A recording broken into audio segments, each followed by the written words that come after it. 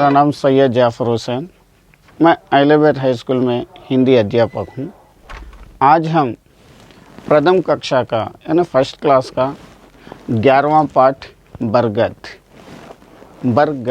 ये बरगद एक झाड़ है, वो झाड़ के बारे में अपन देखेंगे। वो झाड़ कितना बड़ा है और कैसा है। पहले अपन ये यहाँ पे लिखे हुआ है, इसे पढ़ लेंगे। उसके बाद इसका क्या है, इसमें क्या लिखा हुआ है, उसके बारे में अपन जानकारी। बरगद दादा पेड़ों के है बरगद दादा, जड़ें जमा के धरती में है खड़े हमारे बरगद दादा। डाल डाल पर पक्षी डोले खुशी हो जाते बरगद दादा। कितने अच्छे कितने प्यारे हम सबको है बरगद दादा, हम सबके है बरगद दादा। ये यहाँ पे लिखा हुआ है। अब इसके बारे में अपन क्या है क्या नहीं, क्या बोलना चाह रहा है यह पाठ। बरगद दादा यानी ये जो पेड़ है उसको दादा यानी बहुत बड़ा पेड़ रहता है। ये बहुत बड़ा पेड़ रहने की वजह से और बहुत साल तक भी ये जड़ गिरने वाला नहीं होता, बहुत ताकतवर है। इसके ऊपर बच्चे झूले झूलने के लिए उसके जो रूट्स रहते हैं वो रूट्स से भी लोग झूले झूलते हुए रहते हैं बच्चे, उसके लिए भी अच्छा रहता है ये झाड़। ये बच्चों को भी खुशियाँ और पक्षियाँ भी, ये फुल झाड़ फैल के रहने से पक्षियाँ भी हमेशा किलकिलाते हुए रहते हैं यहाँ पे। तो ये जो झाड़ खुश होते रहता, वो खुशहाली यहाँ पे बता रहा। तो यहाँ पे बरगद को क्या बोलना चाह रहे हैं ना, दादा, बरगद दादा। पेड़ों के है बरगद दादा यानी पूरे झाड़ों के, पूरे जितने भी पेड़ा हैं उसके दादा है आप। क्योंकि बहुत बड़ा पेड़ रहने की वजह से उसके रूट्स जैसा कि पलट के फिर नीचे आते, फिर ज़मीन में गए बोले तो फिर वो बाजुक से झाड़ के ऐसा रूट्स बनते हुए आते हैं। तो ये रूट्स से बच्चे खेल लेते रहते हैं। तो यहाँ पे इसलिए ये हर एक झाड़ से भी अच्छा रहने की वजह से ये पेड़ों का बरगद दादा हो गए। जड़ें जमा के धरती में हैं, इनके जो जड़ें हैं पूरे जितना झाड़ बढ़ते रहता उतनी दूर तक इन्हों जड़ें जमे हुए रहते हैं। बरगद का झाड़ अगर से है बोले तो अगर से उसके अतराफ अगर से सीमेंट रेती भी अगर से करेंगे तो चबूतरा भी फूट जाता। उसके रूट्स उस तरीके से हमेशा बढ़ते हुए आते रहते हैं। तो ये जड़ें जमा के धरती में हैं खड़े हमारे बरगद दादा।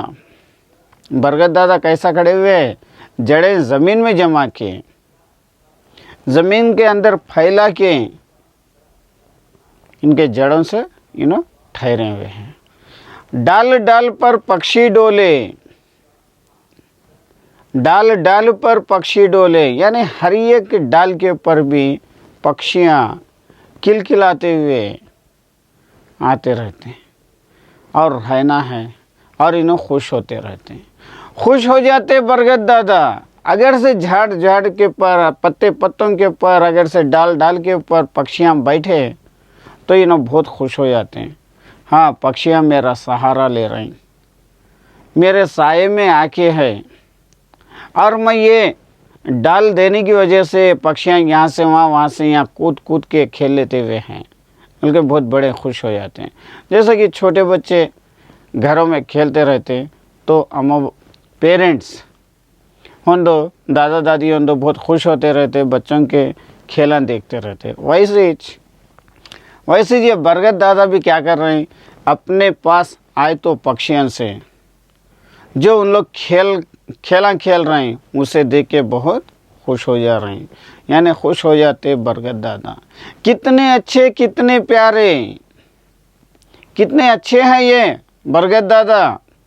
बरगद बनियान ट्री, बरगद का मतलब है बनियान ट्री। जो ये बनियान ट्री कितना अच्छा है, कितना प्यारा है, हम सबको है, हम सबके है बरगद दादा। ये हम सब के लिए है, ये बरगद दादा। यानी झाड़ पक्षियों से हरा भरा, पक्षियाँ रह के, पक्षियाँ खिलखिला के, और ये झाड़ हरा भरा रहने से कितना खुश हो रहा ये बरगद का पेड़, तो यहाँ पे बताया गया। तो ये पाठ से आगे क्या है देखेंगे। अब यहाँ पे 3 वाक्य लिखे हुए हैं। ये वाक्यों में से अपन बरगद जहाँ पे है उसे सर्कल करना है। पहले ये 3 सेंटेंस क्या हैं। ये बरगद है, बरगद पर कई पक्षी बैठे हैं, बरगद की लंबी लंबी जड़ें हैं। ये यहाँ पे लिखे हुए सेंटेंसेस। अब अपने को बरगद कहाँ पे है उसे सर्कल करना है। ये बरगद है, ये बरगद का ना सर्कल हो गया। बरगद पर कई पक्षियाँ बैठे हैं, यहाँ पे आ गई ये बरगद। उसके बाद बरगद की लंबी लंबी जड़ें हैं। लंबी लंबी जड़ें किसकी है? बरगद की। ये इस तरीके से आप सर्कल करना है और इसके आगे देखेंगे। अब यहाँ पे अपन करना है, ये सराउंडिंग में अपने को 6 अक्षर दिए गए, खा, जा, टा, डा, ना, पा। यहाँ पे ये अक्षर हैं, बीच में गा है। यानी अपने को ये क्या करना है, ये गा, ये हर एक अक्षर से ये गा को मिलाना है। पहले देखिए खा और गा, खग, खग, जागा, जग, टागा, टग। देखिए मैं इसलिए बोल के यारो मार्क्स दिए, यानी यहाँ का अक्षर को यहाँ के अक्षर से मिलाना है। अगर से आपको इस तरीके से एरो दिए तो यहाँ से यहाँ मिलाना है, इस तरीके से एरो अगर से रहा तो यहाँ से यहाँ मिलाना है। ये इसलिए बोल के एरोज भी अपन गौर करना है, इसे देखना है। टागा टग, डागा डग, नागा नग, पागा पग। ये अक्षर अपन जो बाहर के अक्षर है उसको क्या कर रहे हैं अपन गा से मिला के लिखते जा रहे हैं। इस तरीके से आप लोगों को लिखना है।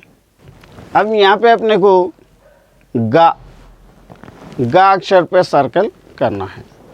क्या क्या है देखिए, गरम, मगन, अलग, बाग, गजब, राग, भाग, गज, खग, साग, आग, गगन। ये यहाँ पे लिखे हुए शब्द हैं। इसमें से अपन गा अक्षर को अपन सर्कल करना है। गरम, गा, मगन, ये गा, अलग, ये रहा गा। देखिए हर एक गा की जगह मैं सर्कल करते जा रहा हूँ। ये पूरे गा अक्षर है, ये गा अक्षर का ने अपन सर्कल कर रहे हैं। यह सर्कल आप लोग करने का है। इस तरीके से गा अक्षर को आप पहचानना है। इसके बाद आपको फिर एक देंगे बरगद, बा पहला अक्षर, रा दूसरा अक्षर, गा तीसरा अक्षर, दा चौथा अक्षर। ये 4 अक्षर देने के बाद इसे 1 2 3 4 नंबर्स देखें। पहला अक्षर क्या है, दूसरा अक्षर क्या है, तीसरा अक्षर क्या है, और पहला दूसरा क्या है, दूसरा तीसरा क्या है। इस तरीके से आपको सवाल पूछे जा सकते हैं और इसके आगे देखेंगे। अब यहाँ पे आप लोगों को फिल इन द ब्लैंक्स दिए, ऊपर गए कि 3 शब्द दिए, गज, पक्षी, पौधा। अगर से आपको फिल इन द ब्लैंक्स करना है, एक एक बार ऐसा ऊपर ये सेंटेंसेस दे दूंगा, या नहीं तो आपको यहाँ पे पिक्चर्स उतार कर रहेंगे। अब फॉर एग्जांपल अपन देखेंगे आकाश में डैश उड़ते हैं, आकाश में पक्षी।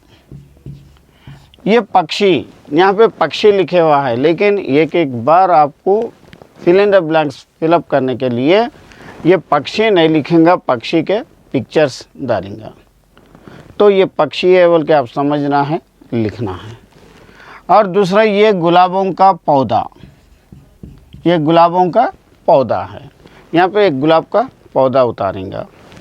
और बरगद के नीचे डैश है, गज, गज का मतलब है हाथी, यहाँ पे हाथी का पिक्चर रहेगा, या पिक्चर डालेंगे या नहीं तो इस तरीके से आपको फिल इन द ब्लैंक्स करना रहेगा। तो ये था आज का पार्ट बरगद।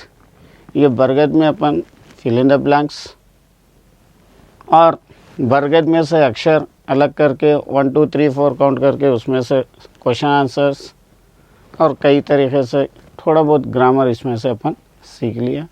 यह था आज का पार्ट बरगद। ये पार्ट यहाँ पे समाप्त हो रहा।